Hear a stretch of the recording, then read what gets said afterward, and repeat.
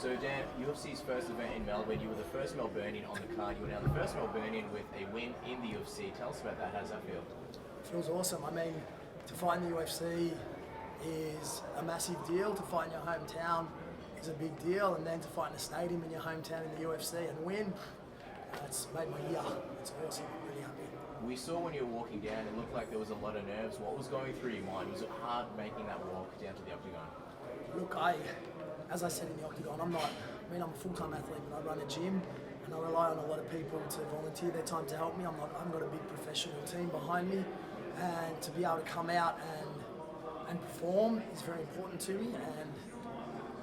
And coming out, that's expectation. But I'm a competitive person. I've been competing my whole life, and that is a weight on your shoulders if you want to do well for those around you. But at least I got to go in there and actually show what I can do, and do some judo throws, and actually put together a good MMA match. In my opinion, I'll have to watch back, but yeah, that's stressful. Simple as that. The big criticism on Dan Kelly has always been the striking. Great at grappling, great at judo, but when it comes to boxing, not as good. In this fight, there was some huge improvements in your boxing. You were very aggressive. You had that nice two that went straight down the middle. Tell us about the work that you did in your boxing. How much did you focus on it leading into this fight? Heaps. I mean, everyone criticises he can't box, he doesn't show any judo. I mean, I boxed and showed judo tonight. He hit me a few times, granted, but I hit him with some very heavy shots, and I think my striking is improving. I'm 38 years old, and I came to striking late. My body doesn't let me do a lot of things, but I will get in there and have a crack and throw down. And I've won 3 fights in the UFC now, and not against locals. They're all Americans that I've beaten. So I think I'm proving that I belong in this organisation, and I belong in the top organisation in the world, and I'm going to carry on for a little while longer. Now, in the first round there, you took him down and landed some really clean elbows. It looked like the referee almost going to step in. How was it hard not to get discouraged by him not stopping the fight? No, not at all. Look, if they're going to stop a fight, the guy normally goes limp a little bit. He still felt quite strong in the body.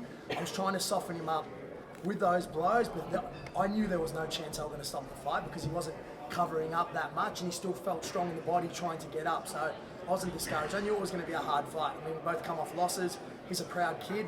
He's a kid. He's 14 years younger than me. And I knew it was going to be hard the whole way through. I reckon I was close in that first round. I reckon I rocked him hard with the left hand. And also again in the third round, I reckon I was close with the head arm and close with the rear naked choke. I just couldn't quite finish him, which is disappointing in a way. But at the end of the day, I mean, what do you guys think? Was it an entertaining fight? Yeah, absolutely. So then it's fine. It was back and forth as well. Obviously, he won the first and third round. He might have won the second round. So going into that third round, did you think it was a draw going into that last round? Yes, absolutely. And I was tired. I'll be honest with you, I was tired. But I actually put a good judo combination together to throw him down. An Osoto, foot sweep, Kosoto, and that's how I took him down in the third round. I'm glad I could string that together. That's been a criticism as well. I'm just happy I could actually showcase what I can do in the octagon. That's what I was really happy about. Dan, was this the biggest win of your career, you think?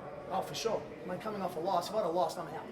There's no question at all. I mean, the last fight I got stopped in less than a minute.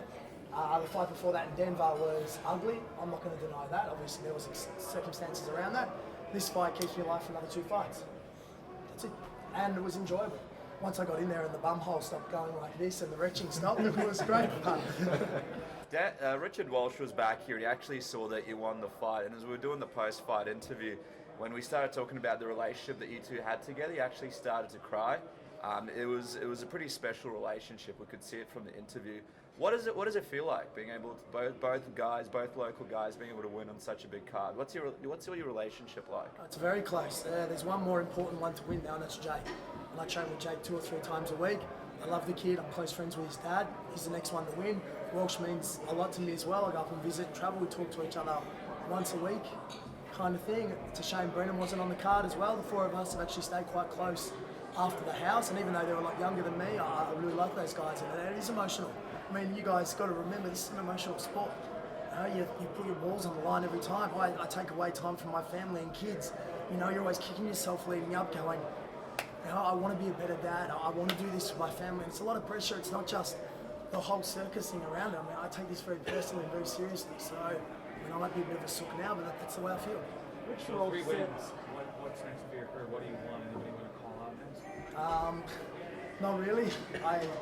want to take a week or so to get ready. I want to fight a couple of times next year and just keep evolving. I mean, I'm glad you guys said my boxing's better.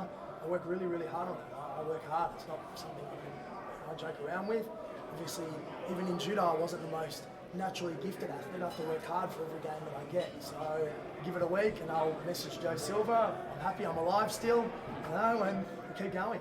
Richie said in the last time we interviewed him today that he doesn't particularly like fighting international cards, much prefers fighting closer to home in Australia. Do you like fighting in overseas? Look, I fought in Denver earlier this year. I didn't know the rulings on strapping tape. As you can see, I'm taped up fairly heavily on my knee and ankles.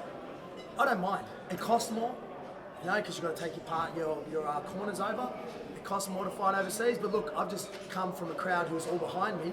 I wouldn't mind going and fighting a local in another place and experiencing that as well. I mean, my whole judo career I was booed, except for when I fought in Sydney, so it's nothing new for me. I couldn't give a rat's ass, to be honest. We were talking to Mike Swick earlier in the week, and he mentioned that one of the reasons he retired is because he didn't have much time to spend with his family. Now that you're all done, what's the first thing you're going to do with your kids? What are your plans now? Kyrle Castle in Ballarat. We're going there next Sunday. It's like our Disneyland. Yeah, it's like a medieval Disneyland. My kids love swords and stuff, so we're going to go up there. Now it's important, you concentrate so hard because you take it seriously for 8 weeks, 9 weeks, and everything else falls behind. At the time, you're going, you're selfish, you're pushing, and you don't really stick your head up. In the last week, you actually do. Well, I do. And I go, shit, I'm doing this for my family, to set up a better life for my family, but at the same time, they sacrifice a lot for 2 months. I mean, my poor wife sacrifices everything. And at the time, I think she's unreasonable. I'm the one who's unreasonable, not her. And that's how it is. Dan, you're 38 now. How much longer do you think you'll be in this sport for? So I've won 4 fights. I've had 4 fights now. My aim's 10. 10 fights in the UFC. That'll put me over 40. That'll be enough.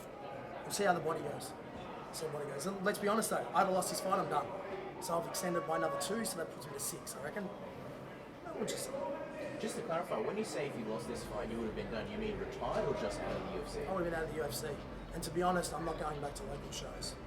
I'm 38 years old, I won't ever get a bump back up. I'll have nothing else to prove. This is a proving ground here. Look, I did it in the Olympics. I mean, I wrestled at Commonwealth Games. Now this is another place to prove myself. And there's financial benefits as well. So. In terms of the pressure, how does the pressure compare from the Olympics to the UFC octagon? It's more emotionally draining doing the UFC. The Olympics is a pleasure, and so is this to an extent, but it's more emotionally draining in the UFC. It's one fight, one person, one 15-minute block, and you're done. So yeah, this is more pressure, I think.